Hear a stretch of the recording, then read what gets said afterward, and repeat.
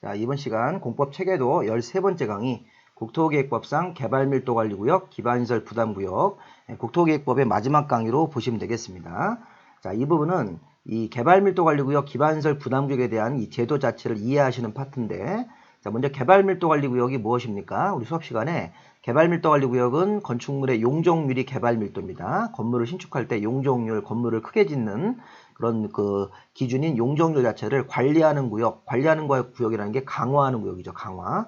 그래서 개발밀도관리구역은 용적률을 50% 내에서 강화하는 구역이다. 이렇게 해석하셔서 건물주한테 안 좋은 겁니다. 자, 이렇게 한번 해석을 하시고 개발밀도관리구역 지정권자부터 들어가겠습니다. 지정권자는 특별시, 광역시, 자치시장, 자치도지사, 시장, 군수, 공법상 이 6개의 도시의 장들 있죠. 특별시장, 광역시장, 자치시장, 자치도지사, 시장군수가 개발밀도관리구역을 지정하거나 변경하는 그런 관청입니다. 자, 그럼 지정 대상, 어디를 대상으로 지정할 건가? 주거, 성업, 공업지역입니다. 자, 녹지지역 들어가시면 안 돼요. 도시지역 중 주거, 성업, 공업지역에서 자, 개발 행위로 인해서 기반시설의 처리 능력이 부족할 것으로 예상되는데 기반시설의 설치가 곤란한 지역. 자, 이렇게 기반시설의 설치가 곤란한 지역이란 요건이 맞아야지 지정이 가능합니다.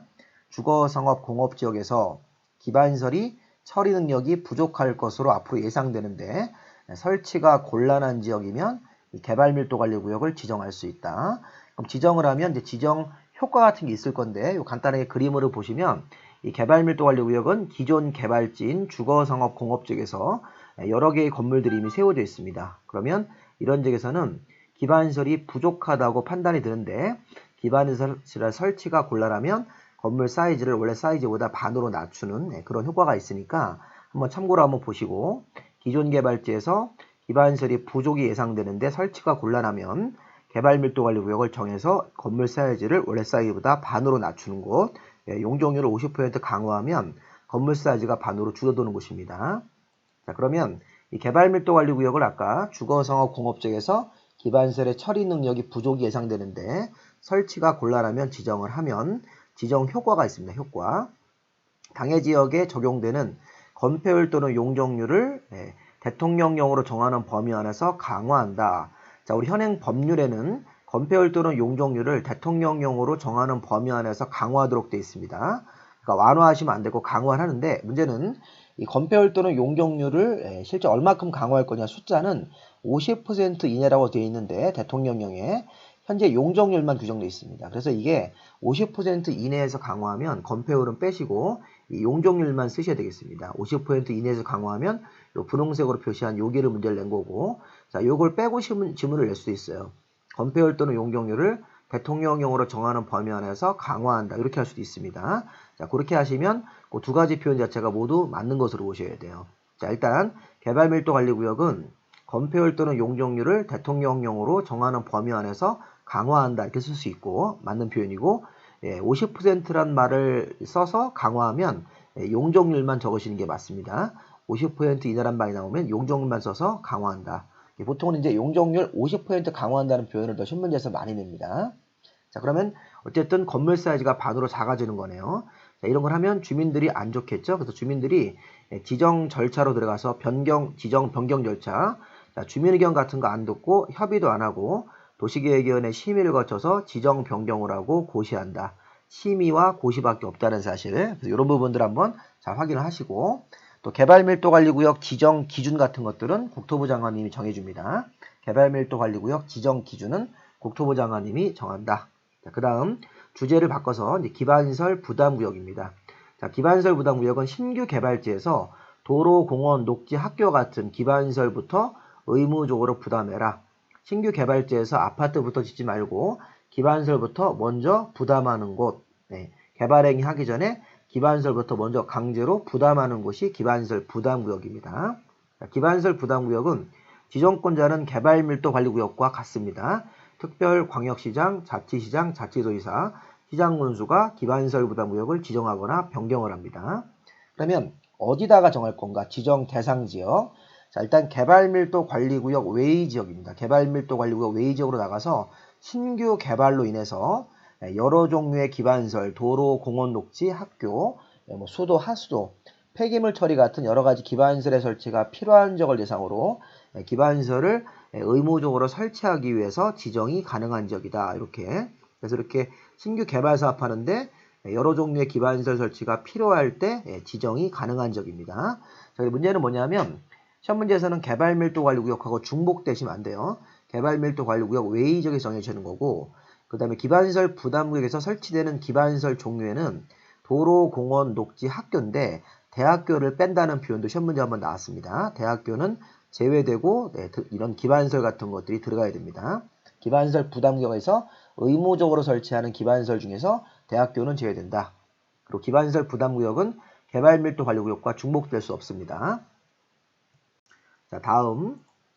자, 기반시설 부담구역을 간단하게 그림으로 보시면 이렇게 신규 개발지예요. 신규 개발지에서 여러 종류의 민간 개발 사업을 하기 전에 이런 기반시설부터 우선적으로 설치하기 위해서 기반시설 부담구역을 이렇게 점선처럼 정할 수 있는 곳인데, 하나 특이한 점은 기반시설 부담구역에서는 이 건물의 연면적을 200제곱미터 초과하게 신축, 증축을 하는 건물주들은 이 주변 기반시설 때문에 혜택을 보는 건물주니까 기반시설 만드는 비용을 좀 내야 됩니다. 기반시설 설치 비용. 기반시설 부담구역에서는 연면적 200제곱미터 초과하게 신축, 증축하는 사람들 기반시설 설치 비용이라는 것을 건물주들이 부담을 해야 된다. 이런 거 하나 좀 추가적으로 하나 더 아셔야 됩니다. 기반시설 부담구역 안에서 이렇게 200제곱미터 초과하게 신축, 증축하는 건물주들은 기반시설 설치 비용 납부 대상자가 된다. 자, 그 다음에 기반시설 부담구역은 앞에서 우리 신규 개발 사업을 하고 여러 종류의 기반시설의 설치가 필요한 지역일 때 지정할 수 있다는데, 다만 요 1, 2, 3, 4번 요건이 맞으면 의무적으로 지정해야 되는 지역으로 바뀝니다. 상황이.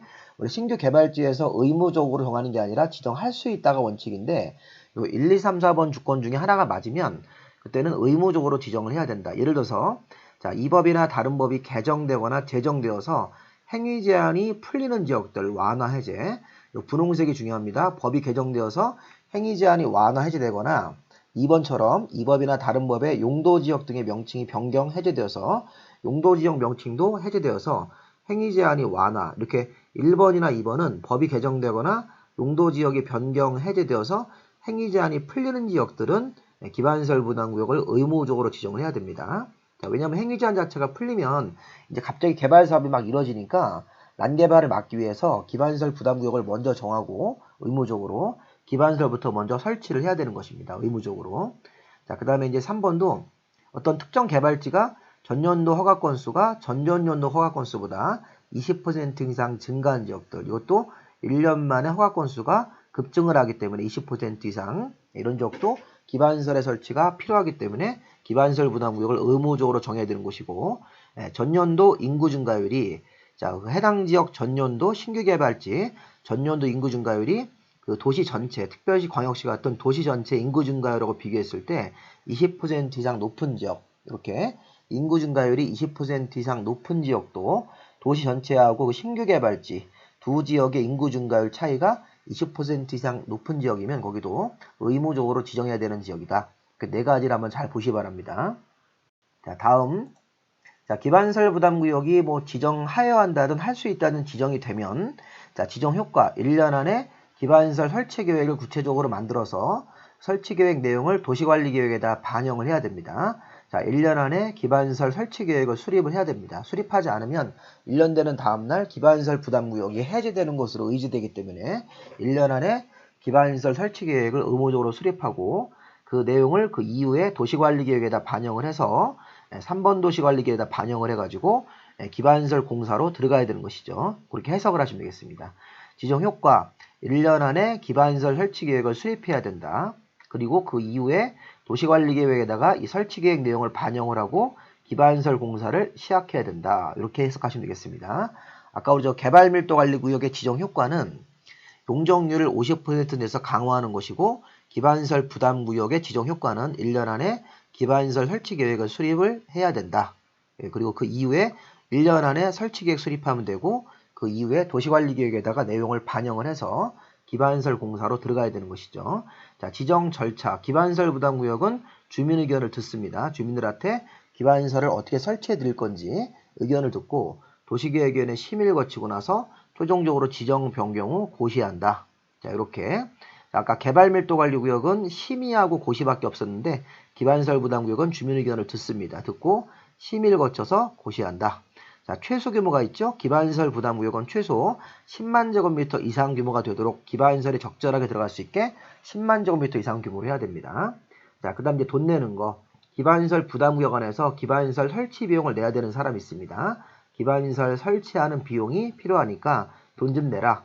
자, 기반시설 부담구역에서 단독이나 숙박시설 등 29가지 건물, 건축법에 나오는 29가지 건물이 모두 내야 되는데, 자, 연면적 200제곱미터를 초과하게 신축, 증축을 할 때 돈을 내야 됩니다.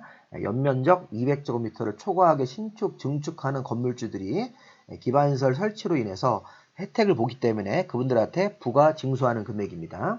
자, 이때 리모델링과 개축 같은 건 안 내고 신축과 증축을 연면적 200제곱미터 초과하게 하는 건물주들한테 부과를 합니다.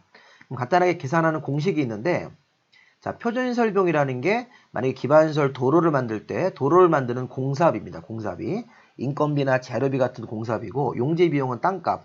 도로 만드는데 땅이 필요하죠. 그 다음에 건물의 연면적하고 민간이 부담하는 부담률을 곱하는데, 예를 들어서 자, 예제.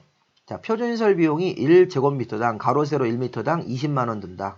자, 용지 비용은 1제곱미터당 40만원. 그럼 20만원과 40만원 여기다 넣으셔가지고 더하시면 되겠습니다. 그리고 신축하는 연면적이 300제곱미터라고 나오면, 아까 제가 자, 이런 거 잠깐 힌트를 줬는데 300제곱미터면 여기 300을 집어넣으시면 안 되고 200을 초과하는 부분만 납부하기 때문에 300에서 200을 차감하고 100제곱미터만 넣으셔야 돼요. 그리고 민간 부담률은 100분의 20. 자, 뒤에 보시면 자, 표준시설 비용 20만원에다가 용지 비용 40만원 먼저 더하시고, 아까 300제곱미터지만 200을 초과하는 부분만 부과하기 때문에 100만 곱하시는 거죠. 300으로 나왔으니까. 자, 민간이 부담하는 부담률은 100분의 20. 그러면 여기까지 계산하시면 6천만원입니다. 6천만원에 100분의 20이니까 1200만원. 자, 요렇게 공식을 한번 봐두시고, 혹시 시험장에서 여기 숫자가 좀 바뀌어가지고 나올 수 있으니까 기반시설 설치 비용을 계산하는 식을 간단하게 한번 정리해 보시기 바랍니다. 그리고 기반시설 유발 개수를 좀 봐야 되는데, 이게 신문지에서 여러 번 나왔던 건데 단순하게 숫자를 외우시는 건데요. 우리 앞에서 여기 용지비용이라는 개념이 있죠. 용지비용은 우리 기본서나 여러분들 요약집 보시면 용지비용이라는 것 자체가 뭐였냐면, 자, 용지비용이라는 것은 뭐 용지 환산 개수 곱하기 개별 공식 곱하기 기반시설 유발 개수. 자, 원래 용지비용을 계산하는 원래 식이 있습니다. 원래 이제 개별 공식가에다가 뭐 기반시설 유발 개수라는 걸 곱하고 뭐 용지 환산 개수라는 걸 곱하는데, 자, 다른 건 다 필요 없고요. 용지비용 계산하는 자료 중에 하나가 기반시설 유발 개수입니다. 자, 기반시설 유발 개수는 29가지 건물까지 있는데 제가 몇 가지 중요한 건물들을 이렇게 써놓고 해석을 할 때 한번 외워보시는 거예요. 자, 일단 해석할 때 0.7, 0.7이면 원래 금액보다 금액이 좀 작아진다는 뜻이고, 자, 1이면 숙박시설이 1이면 원래 금액 그대로 나온다는 뜻이에요. 위락시설처럼 2.1이 되시면 원래 계산되는 금액보다 2배 이상으로 커진다는 뜻입니다. 그렇게 이제 해석을 하신 다음에 한번 외워보죠. 단독 0.7, 공동 0.7, 주택은 0.7로 싸게 부과하고 1.3, 1.6은 근린생활시설 상가, 일종 근린생활시설 상가는 1.3, 이종 근린생활시설 같은 상가 업종은 1.6을 부과합니다. 자, 4개씩 잘라서 외울 거예요. 0.7, 0.7, 1.3, 1.6. 네, 근린생활시설이라는 게 상가죠. 나중에 건축법 가서 배우십니다. 나머지 4개. 주말에 우리가 이용하는 건물들, 문화 및 집회, 극장, 종교시설, 교회, 판매시설, 우리 백화점 같은 거, 도매나 소매시장, 운수시설이 터미널인데 주말에 이용하는 건물들은 모두 1.4인데 요 판매만 1.3입니다. 그래서 단독 0.7, 공동 0.7, 일종근생 상가 1.3, 이종근생 같은 상가는 돈을 더 많이 버니까 1.6, 주말에 이용하는 건물 모두 1.4인데 판매만 1.3, 그 다음에 의료가 0.9, 병원 같은 거죠. 교육설은 0.7입니다. 자, 그 밖에 15번으로 쭉 오셔서 숙박시설 1.0, 위락시설은 2.1입니다. 숙박시설은 딱 1로 부과하는 거고, 위락시설은 우리 뭐 술집 같은 거니까 돈을 좀 많이 번다는 차원에서 2.1을 제일 크게 부과합니다. 여기서.